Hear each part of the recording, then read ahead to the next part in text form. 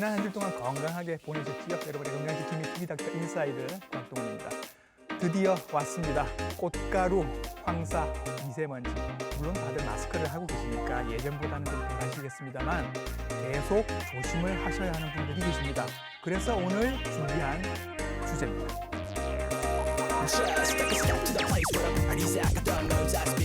알레르기 질환은 종류가 아주 다양하고 이것도 알레르기였어 싶을 정도로 애매한 증상들도 많습니다. 알레르기에 대한 여러 가지 궁금증들 그리고 몰랐던 사실들 함께 알아보도록 하겠습니다. 여러분들의 궁금증들 이분께 여쭤보도록 하겠습니다.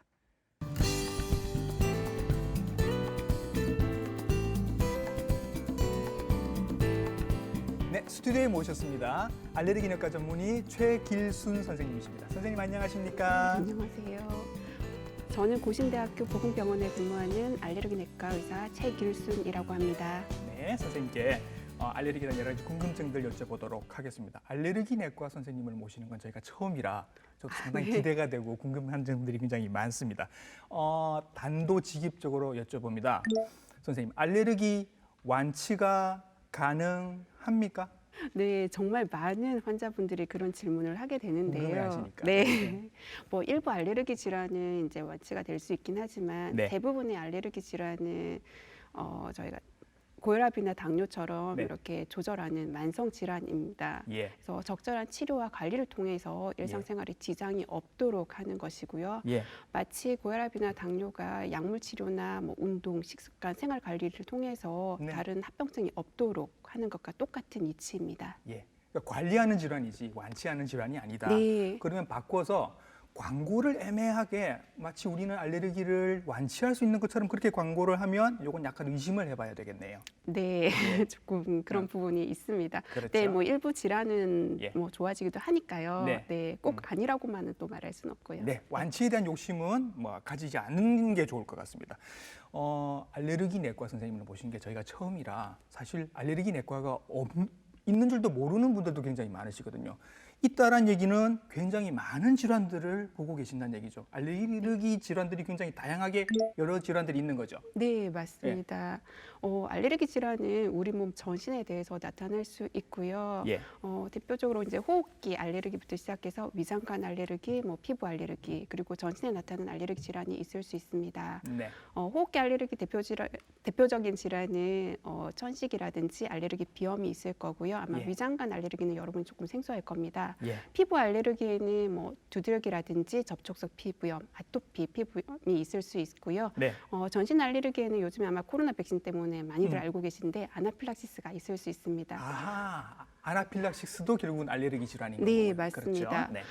그리고 이런 질환들은 우리가 뭐 어떤 음식을 먹는다든지 뭐 곤충에 쏘인다든지 또는 뭐 약을 복용한다든지 뭐 네. 직업하고 관련돼서 생길 수도 있고요. 예. 그런 경우 저희가 뭐 식품 알레르기라든지 음식 알레르기, 그다음에 뭐 직업 알레르기, 곤충 알레르기 이렇게 표현을 예. 하고 있습니다. 예.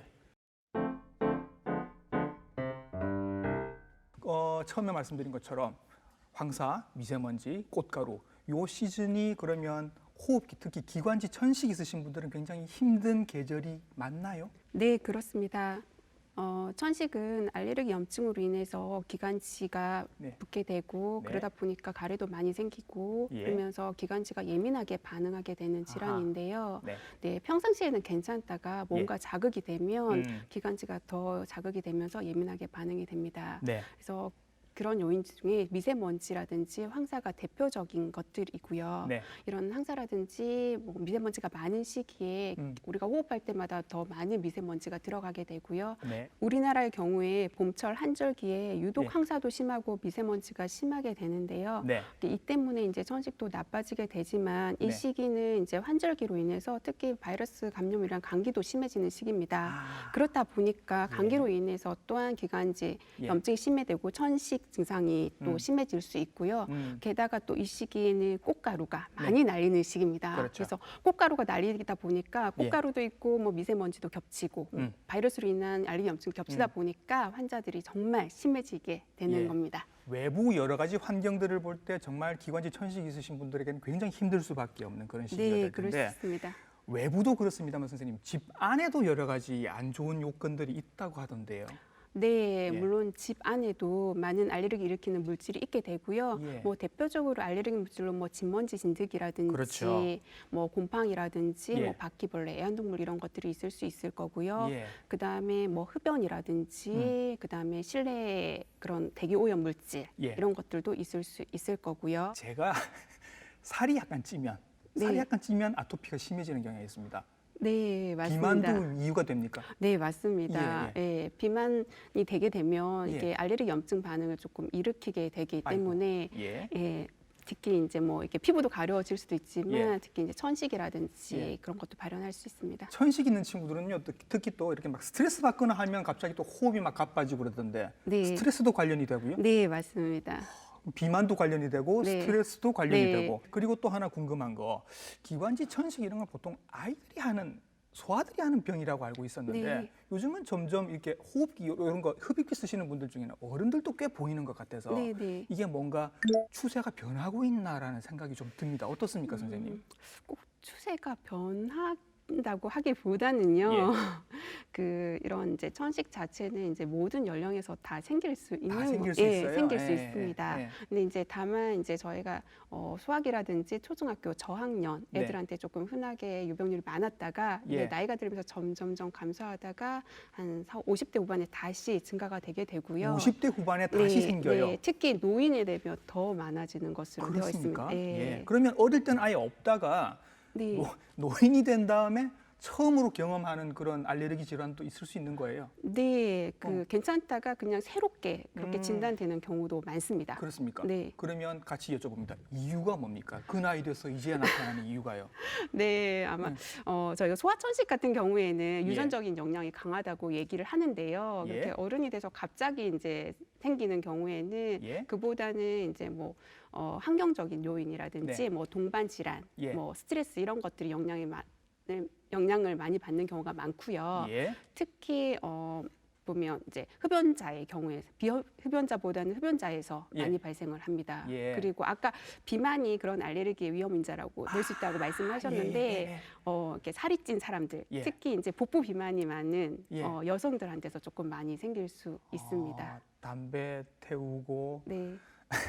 살이 좀 붓고 그다음에 네. 뭐 새로운 또 여러 가지 자극 물질들이 들어오고 네. 이러면서 이제 나이가 들어서도 네. 알레르기 질환이 생기는 경우들이 점점 네, 많아진다. 그럴 수 있고요. 라는 말씀이죠. 네, 그런 경우에는 주로 저희가 이제 알레르기 원인 검사를 하면 어린애들 같은 경우에는 뭐 진먼지 진드기다, 뭐 네. 꽃가루다 이렇게 나오는 경우가 많은데 예. 알레르기 원인 검사 아무것도 안 나오게 되는 경우가 많고요. 그래요? 네, 그런 경우에 저희가 우리가 이제 알지 못하는 예. 잠재되어 있는 내 몸에 예. 있는 어떤 성분에 대해서 그런 알레르기 반응이 생기는 거라고 저희가 얘기를 하고요. 이런 예. 경우 이제 내인성 천식이라는 말을 쓰게 됩니다. 내인성 천식. 네.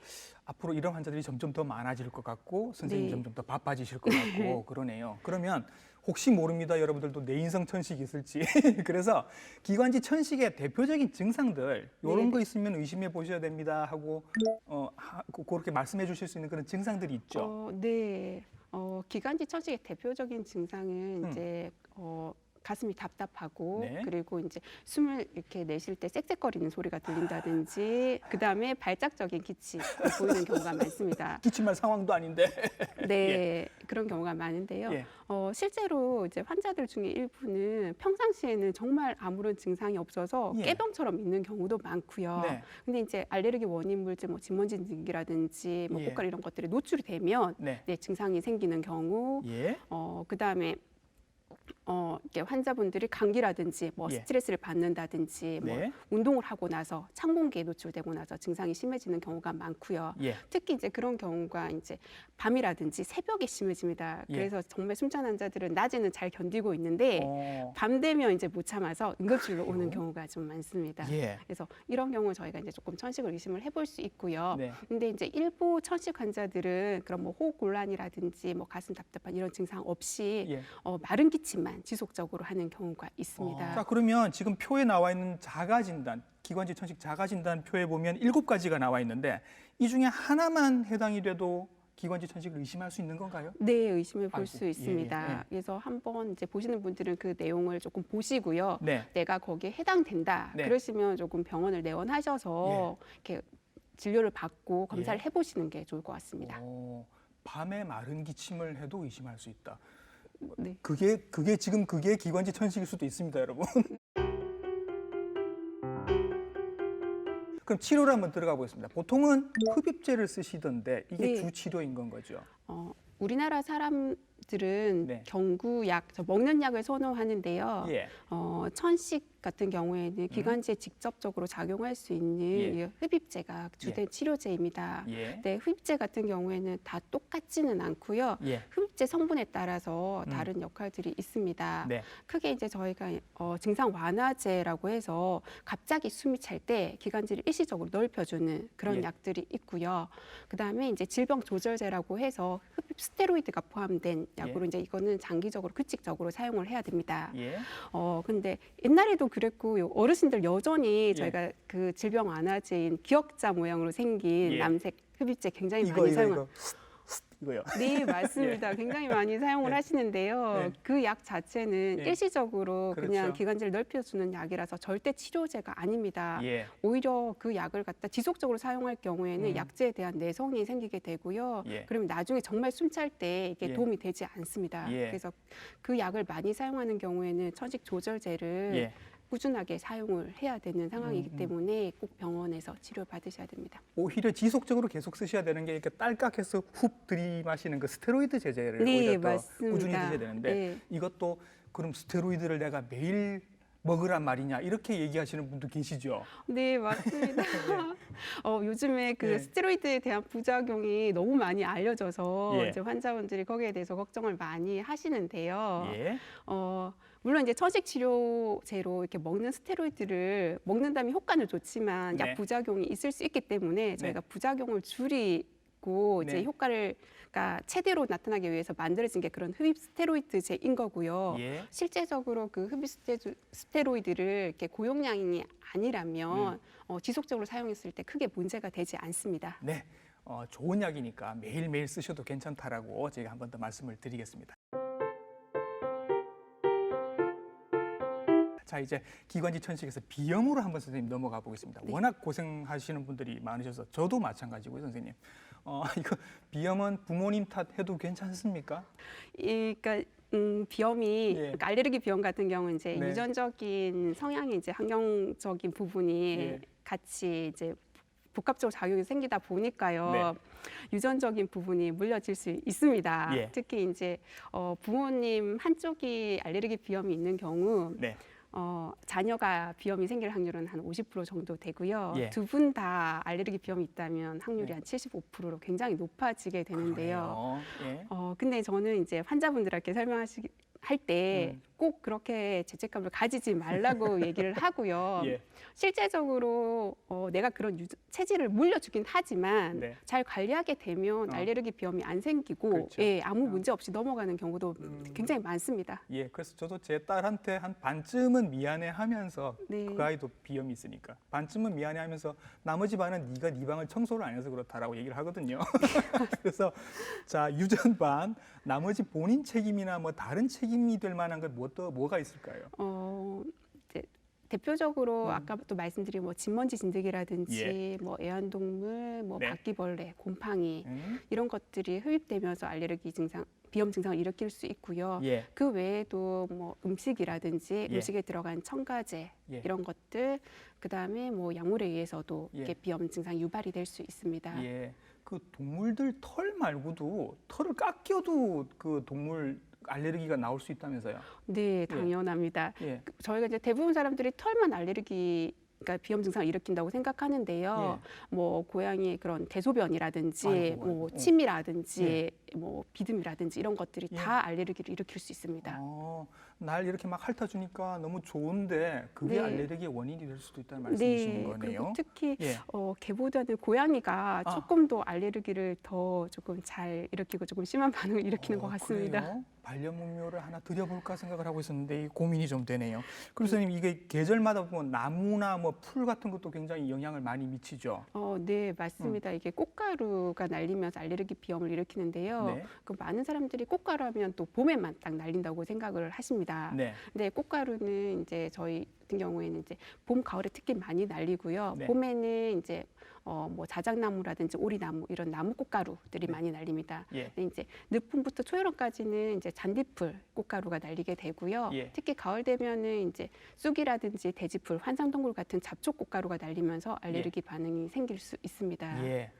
가을까지는 그러면 계절별로 다양하게 여러 가지 식물들이 네. 우리의 코를 괴롭힐 수 있다는 얘기인데 네, 네. 그러면 겨울이 되면 안심할 수 있느냐 하면 제가 경험적으로 압니다. 겨울이 제일 힘듭니다. 겨울은 네, 선생님 뭐가 원인이 되죠? 뭐 일부 환자에서는요. 네. 예를 들어서 아까 잡초 알레르기 가을에 날린다고 했잖아요. 그런 알레르기 증상들이 조절이 안 된 경우에 예. 이제 겨울 되면 찬바람이라든지 네, 네. 뭐 일교차 크다 보니까 거기에 노출되면서 네. 알레르기 염증이 굉장히 심해지는 경우가 많고요. 예. 그러다 보니까 더 이제 심하게 오는 것 같습니다. 네. 그러니까 저는 겨울에 찬바람 딱 불기 시작하면 네. 그건 한 1, 2주 되게 고생하는데 네. 꽃가루 때보다는 이때가 더 힘든 것 같은 느낌이 네네. 듭니다. 그런데 내가 알레르기인지를 모르고 계신 분들은 이거 헷갈린다고. 이게 감기인지 네. 이게 정말 내가 알레르기 비염이 있는 건지 헷갈리거든요. 네. 구별할 수 있는 포인트가 있나요? 일단 증상에서 조금 틀립니다. 예. 보통 우리 감기 같은 경우에는 물론 이제 코 증상도 있긴 하지만 네. 뭐 두통이 있다든지 열이 있다든지 예. 또는 뭐 인후통이 있다든지 그런 증상들이 있을 수 있고요. 예. 뭐 콧물 같은 경우에도 조금 시간이 지나면서 콧물이 탁해지면서 누렇게 네. 나온다든지 예. 그런 증상들이 있을 그게 수 감기 때 증상이죠. 네, 감기 예. 때 그런 증상들이 있을 수 있는 거고요. 예. 그리고 감기 같은 경우에는 보통 한 1, 2주 안에 끝나게 되고요. 그렇죠. 그 이상 지속되는 경우는 거의 예. 없다라고 생각을 하시면 됩니다. 음, 이에 비해서 알레르기 비염 같은 경우에는 네. 뭐 열이라든지 그런 경우는 굉장히 없고요. 네. 대개 이제 콧물도 맑은 콧물 예. 있을 수 있고 뭐 재채기, 코막기 이런 것들이 있을 수 있지만 예. 코가 간지럽다든지 뭐 눈이 간지럽다든지 그렇죠. 그런 증상들이 같이 예. 많이 생기게 됩니다. 예. 그리고 이런 증상들이 평상시에 괜찮다가 네. 어떤 물질이 노출되면 예를 들어서 뭐 집 청소를 한다든지 맞아요. 네, 옷장 정리를 한다든지 네. 그러면 이제 네. 생기게 되는 겁니다. 예. 비염이 한참 심할 때 왜 코세척, 네. 코세척하는 거 저는 지금도 가끔 하는데 네. 선생님 전문가 나오셨으니까 네. 괜찮은가요? 네. 코세척이 비염 치료에 굉장히 많이 도움이 되거든요. 도움이 돼요. 네. 예, 예. 왜냐하면 이제 저희가 예. 코 안에 있는 알레르기 염증 물질이라든지 예. 뭐 분비물들을 제거할 수 있으니까요. 예. 이렇게 알레르기 증상을 호전시킬 수 있어서 예. 실제로 저희가 많이 하라고 권하는 편입니다. 근데 네. 대신 제대로 잘 해야 되잖아요. 네, 예, 맞습니다. 예. 코 세척하는 방법에 대해서 조금 예. 말씀을 드리면요. 예, 예. 일단은 코를 약간 이렇게 조금 45도 각도로 조금 숙인 다음에 예. 약간 한쪽으로 이제 이렇게 한 상태에서 네. 한쪽으로 이렇게 쭉 들어가면 그죠? 네, 반대쪽으로 흘러나오잖아요. 네, 맞습니다. 주사기로 예. 한쪽 밀어넣게 되면 반대쪽 코로 이렇게 나오게 됩니다. 그렇죠. 네. 그리고 이거 수돗물 쓰시면 안 됩니다. 네, 절대로 안 됩니다. 당연하죠. 그 수돗물은 오히려 점막을 더 자극할 수 있어서 예. 더 나쁠 수 있고요. 예. 그 간혹 소금 섞어서 쓰시는 분들이 있으시는데요. 예. 절대 안 됩니다. 예. 그래서 식염수 네. 꼭 사용하셔야 되고요. 예. 그리고 이제 식염수도 너무 차가우면 예. 오히려 코에 자극이 될 수 있어서 약간 네. 따뜻하게 우리 체온에 맞게 데워서 쓰시면은 조금 예. 좋습니다. 그렇죠. 알레르기성 비염이 있을 때 또 여러 가지 저희가 쓸 수 있는 약들이 있을 텐데 이 경우에도 이제 기관지 천식처럼 흡입제처럼 이렇게 뿌리는 약들을 많이 쓰시더라고요. 네, 맞습니다. 실제적으로 그 스테로이드 예. 코 스프레이가 있는데요. 예. 그 약 자체가 가장 효과적입니다. 이번에도 스테로이드가 효과적이에요. 네, 맞습니다. 예. 왜냐하면 알레르기 질환 자체는 알레르기 염증이 문제가 되는 거고요. 예. 그 알레르기 염증을 줄이기 위해서는 스테로이드가 굉장히 효과적입니다. 예. 근데 아까도 잠깐 말씀드렸지만 스테로이드 약 자체를 그냥 경구로 먹게 되면 네. 약에 대한 부작용이 많을 수 있기 때문에 네. 저희가 이제 천식은 이렇게 흡입하는 스테로이드를 쓰는 예. 거고요. 근데 코에는 뿌리는 스프레이를 쓰게 되는 거고 예. 아토피 피부염 같은 경우 간혹 이제 바르는 스테로이드를 그렇게 그렇죠. 쓰게 됩니다. 예, 예. 그래서 비염 환자들 같은 경우 코 스프레이를 쓸 수 있는데 이 예. 코 스프레이 쓰게 되면 이거는 코 증상, 특히 이제 코 막힘에도 굉장히 효과가 좋고요. 네. 눈 증상까지도 좀 이렇게 효과적으로 치료할 수 있습니다. 예. 그러니까 많은 사람들이 항히스타민제를 많이 복용을 하는데요. 졸리잖아요. 요즘에 나오는 약은 그래도 괜찮아요? 예, 괜찮습니다. 예. 근데 이제 코가 막힌 거에 대해서는 조금 효과가 떨어져서 예. 그리고 이제 알레르기 염증 자체를 해결할 수는 없어서 저희가 이제 뿌리는 코 스프레이, 스테로이드 스프레이를 더 이제 환자분한테는 권하게 되는 거고요. 예. 근데 이제 코 스프레이를 쓰다 보면 네. 이게 하루 이틀 사용해서는 절대 효과가 없습니다. 아, 그래요? 네, 예, 보통 예. 한 3일에서 5일 정도 지나야지 이제 효과가 확 나타나면서 좋아지기 시작하거든요. 당장 급할 텐데 이분들. 네, 그래서 그렇죠? 이제 예, 초기에는 조금 먹는 약이라든지 그런 것들 같이 쓰면 도움이 예. 될 수 있을 거고요. 그렇다 보니까 아까도 말씀하셨듯이 환자분이 급하다 보니까 한두 번 쓰고는 효과가 없거든요. 네. 그래서 이렇게 던져버리는 경우가 많습니다. 아. 근데 이제 이거를 지속적으로 써보시는 분들은 먹는 약 항히스타민제보다는 오히려 이제 코 이렇게 뿌리는 스테로이드 스프레이를 더 선호하게 됩니다. 그러네요. 그러면 기관지 천식이나 알레르기성 비염이나 일단 스테로이드는 약간 장기적으로 쓰는 그런 약이 되겠네요. 네, 그죠? 맞습니다. 예. 그러면 급할 때 코가 지금 막혔고 당장 콧물이 나서 약속 장소를 못 나가게 생겼어요. 네, 그러면 네. 이제 약국에 파는 거 이렇게 급하게 이렇게 뿌리는 거 뭐 오트 뭐 땡 이런 약들도 있거든요. 네, 맞습니다. 이런 약들은 또 조심해서 쓰셔야 된다는 얘기가 있습니다. 저희 혈관을 수축하는 약인데요. 네. 그 약을 사용하게 되면 코가 아마 뻥 뚫리는 느낌이 있을 수 그러니까 있습니다. 그 맛에 쓰는 건데. 네. 예, 예. 근데 이제 보통 이 약을 한 일주일 이상 이렇게 지속적으로 쓰게 되면요. 네. 오히려 약제에 대한 비염이 유발이 될 수 있기 때문에 예. 절대로 장기적으로 쓰시면 안 되고요. 예. 그 한두 번 쓰셨는데 해결이 안 되신다 그러시면 네. 이거는 병원을 내원하셔서 예. 아까 말한 스테로이드 스프레이라든지 그런 다른 약제를 복용을 하셔야 됩니다. 이건 어떻습니까, 선생님? 공기청정기, 네. 그다음에 가습기 네. 이런 것들 선생님은 권하시나요? 네. 저도 권하고는 있고요. 예. 특히 요즘같이 뭐 실내 오염 물질도 굉장히 많기 때문에요. 예. 공기청정기가 도움이 될 수 있고 네. 특히 이제 뭐 진먼지들 이런 측면을 좀 고려한다면 예. 뭐 헤파 필터가 장착된 그런 공기청정기를 사용하시는 게 좋을 것 같고요. 예. 건조한 것 자체도 분명히 비염을 악화시킬 수 있기 때문에 가습기 쓰는 거 굉장히 좋습니다. 예. 근데 가습기를 쓸 때 간혹 보면은 이게 가습기 나오는 게 내 얼굴을 향하도록 하는 경우가 있는데요. 제가 그래요, 제가. 네, 그거는 안 되시고요. 안 돼요? 예, 예, 예. 차라리 이제 뭐 다리 쪽이라든지 예. 그런 쪽으로 해서 전체적으로 네. 이렇게 습도를 조절하시는 그런 방법이 더 좋습니다. 그렇군요. 가습기도 좋고 공기청정기도 좋고 네. 뿌리는 약들 설명을 해주셨고요. 선생님 요즘 제가 이제 요즘 뉴스에 좀 나옵니다. 면역 치료라는 게 있다고 들었습니다. 네. 이게 효과가 꽤 있는 것 같은데 그 설명을 좀 해주시죠. 네, 면역 치료 이게 굉장히 오래된 치료 방법이고요. 예. 지금 한 100년도 넘은 치료 그래요? 방법입니다. 근데 왜 우리들이 이제서야 알았을까요? 네. 네, 아마 알레르기 정말 심해서 이렇게 병원에 아름아름 가시는 분들은 네. 알긴 하는데 아마 이게 비용적인 부분이라든지 예. 그런 부분 때문에 아직 많이 알려져 있지는 않은 것 같고요. 예. 원리가 어떤 원리인가요, 선생님 이게? 예. 보통 이제 우리가 이제 면역 치료 같은 경우에는 알레르기를 이제 근본적으로 해결하는 그런 치료법 중에 하나인 거고요. 예. 보통 알레르기 원인 물질을 갖다가 몸속에 점점 이렇게 양을 올려가면서 넣어주게 됩니다. 네. 그 양을 올려가면서 넣어주게 되고 그로 인해서 이제 알레르기 반응에 대한 면역 항체가 생기게 되고요. 예. 면역 반응이 바뀌면서 이제 알레르기를 이제 근본적으로 체질적으로 조금 바꾸는 그런 치료 방법이라고 생각을 하시면 되겠습니다. 우리 몸이 서서히 항원에 적응할 수 있도록 조금씩 그렇게 노출시키는 방법인 건가요? 그거랑은 또 조금 틀린데, 달라요? 네, 네. 그러니까 평상시에 저희가 이제 일상생활에 노출되는 항원보다는요, 예. 훨씬 더 많은 양의 아, 그래요? 네, 그런 물질들이 우리 몸에 들어가게 되는 거고요. 예. 그렇다 보니까 이제 면역 항체가 형성이 되는 겁니다. 그래요. 약간 욕심이 나는데 이걸로 네. 해결이 될 수가 있다면 네. 이게 그럼 선생님 이게 치료 기간은 얼마나 걸리고 비용적인 부담 같은 건 없는지 한번 여쭤보고 싶네요. 면역 치료는 네. 크게 먹는 면역 치료 약이랑요. 예. 그다음에 이제 주사로 하는 저희가 이제 면역 치료 약이 있습니다. 네. 치료약 자체는 대개 한 3년에서 5년 정도 장기적으로 치료를 해야 오래 되는 걸리네요. 거고요. 예. 보통 이제 이 면역 치료는 아직까지 우리나라에서 보험 적용이 되지는 않고 비급여로 진행을 하고 있습니다. 예. 그래서 먹는 약 같은 경우에는 아마 약값이 한 달에 한 20만 원 전후가 될 거고요. 네.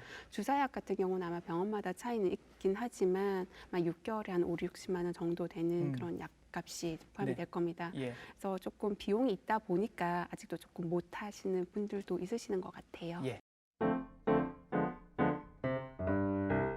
자, 선생님, 이것도 한번 여쭤보고 싶은데 음식 알레르기 갖고 계신 분들이 계십니다. 뭐만 먹으면 내가 네. 뭐가 돋는다 이렇게 막 네네네. 어떤 분은 광어, 네. 어떤 분은 뭐 밀가루 음식 네. 이런 것들 실제로 고생하신 분들이 많으시죠.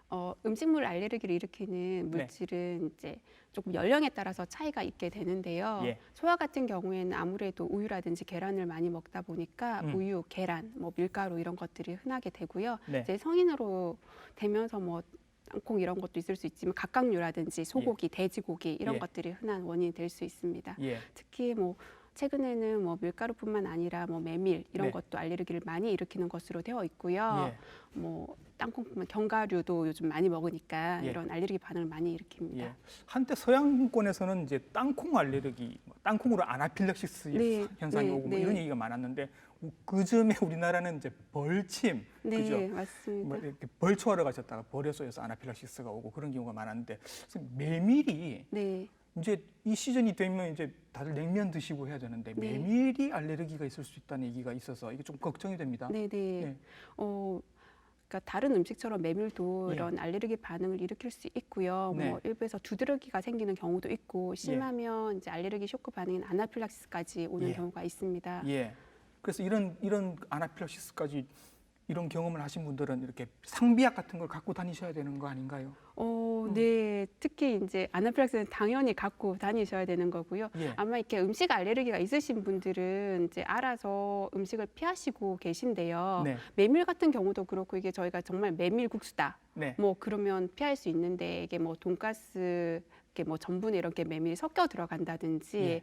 또는 메밀을 조리한 음식 도구를 같이 사용했을 때 예. 예, 그렇게 노출돼서 생기는 경우가 있을 수 그래요? 있고요. 예. 그렇다 보면 이제 그런 알레르기 쇼크 반응이 생겼을 때는 이제 저희가 응급으로 사용할 수 있는 그 에피네프린 자가 주사가 있습니다. 예. 이제 그런 것들을 가지고 다니게 됩니다. 자기 허벅지에 이렇게 탁 놓을 수 있는 그런 네, 주사를 이렇게 쓰신단 옆쪽으로 말이죠. 이렇게 누르시면 그래요? 됩니다. 예, 어. 그 주사를 빨리 사용하면 사용할수록 이렇게 예후가 좋은 것으로 되어 있어서요. 예. 이렇게 아나필락시스가 있는 환자들은 이제 저희가 그 약을 사용하고 이제 예. 응급실로 보통 가도록 그렇게 교육을 하고 있습니다. 그러면 선생님 이건 어떻게 구별을 합니까? 그 음식에 대해서 알레르기가 있는 거랑 실제로 상해서 음식을 먹어서 식중독이 온 거랑 요거는 어떻게 구별을 할 수 있을까요? 네, 증상 자체가 어떻게 보면 되게 비슷할 수 있고요. 예. 근데 이제 식중독 같은 경우에는 아무래도 이제 구역질이 난다든지 예. 뭐 토하면서 설사 이런 것들을 하는 경우가 많고요. 예. 근데 식중독 환자들도 일부에서는 뭐 피부 가려움증이 있을 수 있는데 네. 이렇게 알레르기 반응은 대개 이제 피부로 나타나는 경우가 더 많습니다. 예. 그리고 가장 중요한 차이점이 식중독은 이제 같이 먹었으면 다 네. 같이 생기게 되는 거고요. 그렇죠. 이게 예. 바이러스나 세균 때문에 오는 거니까. 네. 같이 생기게 되는 거고 예. 이제 알레르기는 다른 사람들은 다 괜찮아요. 예. 근데 유독 나만 네. 나만 이렇게 증상이 생기는 경우 이게 알레르기 반응이라고 생각을 할 수 있을 겁니다. 나만 알레르기가 네. 있는 거니까. 근데 증상은 이렇게 뭐 토하고 설사하고 이런 증상은 비슷할 수 있는 거고요. 그런 증상도 올 수 있고요. 네. 근데 이제 보통 피부에 이제 두드러기가 난다든지 예. 그런 증상들이 많이 나타나게 됩니다. 선생님 제가 구강 알레르기라는 얘기도 들었습니다. 네. 이게 무슨 과일 같은 걸 먹으면 네. 입안이 이렇게 퉁퉁 부어오른다고 하는데 네. 이거 있는데도 모르고 계신 분들도 계실 것 같아서요. 네, 굉장히 그런 분들 굉장히 많은데요. 예. 그냥 이렇게 저희가 과일을 먹었을 때 그냥 입안이 뭐 간질간질한다든지 예. 신맞지 않은 경우는 별로 신경 쓰지 않고 이제 먹는 경우가 많고요. 네. 특히 이런 구강 알레르기 증후 같은 경우에는 저희가 이제 봄에 날리는 꽃가루 알레르기라든지 네. 뭐 가을에 날리는 잡초 꽃가루 이런 꽃가루 알레르기가 연관돼서 이렇게 그 꽃가루 알레르기에 대해서 비염 증상이 있는 경우 이제 예. 그런 음식 대표적으로 이제 뭐 사과라든지 뭐 네. 키위 또는 뭐 배, 생밤 이런 것들을 먹었을 때 환자분들이 자주 증상이 일어나게 됩니다. 그래서 불안한 마음에 돈을 조금 더 쓰고라도 유기농 사과나 유기농 복숭아를 드시면 도움이 될까요? 전혀예요. 네, 그런 예. 상관. 물론 그 이제 들어가는 뭐 첨가제에 의해서 예. 반응이 생긴다면 네. 도움이 되겠지만 예. 대부분의 그런 알레르기 반응들은요 예. 사과 자체에 있는 그런 어떤 특정한 성분 때문에 생기는 거기 때문에 예. 뭐 유기농 먹는다고 해서 전혀 도움이 되는 건 아니고요. 예. 근데 일부 환자들 같은 경우 보면 사과에도 종류가 되게 여러 가지가 있잖아요. 예. 근데 어떤 사과는 증상이 생기고 어떤 사과는 뭐 증상이 안 생기고 그런 그럴 경우도 수도 있어요. 있습니다. 굉장히 다양하고 그러면 네. 나만의 알레르기 리스트가 있겠군요, 이분들은. 네, 맞습니다. 그러네요. 그건 조금 안심인데. 그러면 이건 어떻습니까? 약간 익혀서 먹으면 좀 낫다라는 얘기도 있던데 그런가요? 네, 그 음식에 따라서 조금 틀리게 되는데요. 네. 예를 들어서 뭐 계란이라든지 우유 이런 것들은 익혀서 먹으면 조금 나아지는 경우도 있고요. 예. 근데 오히려 땅콩이라든지 이런 경우에는 익히면 더 알레르기가 더 아, 강해집니다. 그래요? 예, 그래서 예, 음식에 예. 따라서 예. 그 차이가 있을 수 있습니다. 밀가루 드시면 고생하시는 분들 굉장히 많으시잖아요. 네, 맞습니다. 그분들은 그냥 밀가루 음식은 다 끊으셔야 되는 건가요? 면 어. 맛있는 거 많은데.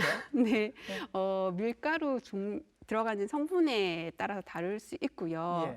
예. 밀가루 알레르기 중에 이제 글루텐이라는 성분이 있는데 네. 거기에 딱 알레르기 보이는 환자들 같은 경우에는 네. 글루텐 프리인 그런 이제 밀가루를 먹으면 괜찮을 수 있고요. 예. 근데 이제 어떤 환자분들 중에서는 이제 밀가루만 먹었을 때 괜찮은 경우도 있고요. 근데 이게 밀가루를 먹고 내가 이제 뭐 조금 활동을 한다든지 운동을 하게 되면 네. 되게 심한 알레르기 쇼크 반응인 아나필락시스가 오는 경우도 있습니다. 아이고 그래요. 네. 이분들도 이제 밀가루 음식을 꼭 드실 수 있었으면 좋겠는데. 자, 그래서 오늘 알레르기에 대해서 굉장히 많은 말씀들을 해주셨는데요. 네. 아직도 내가 알레르기가 있는 줄 모르고 계시는 분들도 계시고 네. 알레르기가 있는 걸 알고 있는데 치료를 이것도 병이야 하면서 치료를 안 받고 계시는 분들도 네, 계십니다. 네. 그래서 이분들에게 마지막으로 당부 말씀 좀 부탁을 드리겠습니다. 그러니까 보통의 알레르기 질환은 이렇게 원인 물질이 노출됐을 때 반복적으로 재발을 할 수가 있습니다. 그래서 그러니까 환자분들 중에서 이런 알레르기에 대해서 반복적으로 노출되는 경우에는 꼭 병원에 가셔서 한번 이제 네. 검사를 받고 거기에 네. 대해서 적절한 이런 치료나 관리를 받으시는 게 필요할 것 같고요. 네. 그다음에 알레르기 질환 자체가 여러 원인 물질이라든지 악화 요인에 의해서 반복적으로 발생할 수 있기 때문에 증상을 일으키는 원인이 무엇인지를 찾고 네. 그것을 회피하도록 예. 생활 관리하는 것이 가장 중요합니다. 예. 그다음에 특히 이런 알레르기 질환들은 뭐 스트레스를 많이 받는다든지 뭐 과로한다든지 뭐 무리할 경우 특히 많이 생길 수 있기 때문에 네. 조금 증상이 있을 때는 또는 조금 뭔가 불편할 때는 푹 쉬고 네, 잠을 충분히 자고 잘 먹는 것도 굉장히 중요합니다. 네.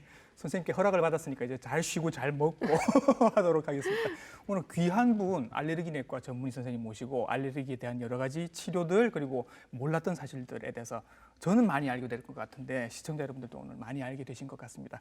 알레르기 내과 전문의 최길순 선생님이셨습니다. 선생님 오늘 수고 많으셨습니다. 네. 알레르기 질환은 치명적이지는 않지만 상당히 불편하고 대인관계에도 영향을 미치다 보니 삶의 질이 많이 떨어집니다. 이런 불편함을 굳이 감수하고서 계속 참아야 할 이유가 있을까요? 오늘 보신 방송은 부사님 홈페이지와 유튜브 채널을 통해서 다시 보실 수 있습니다. TV닥터 인사이드 다음 주에 인사드리겠습니다. 감사합니다.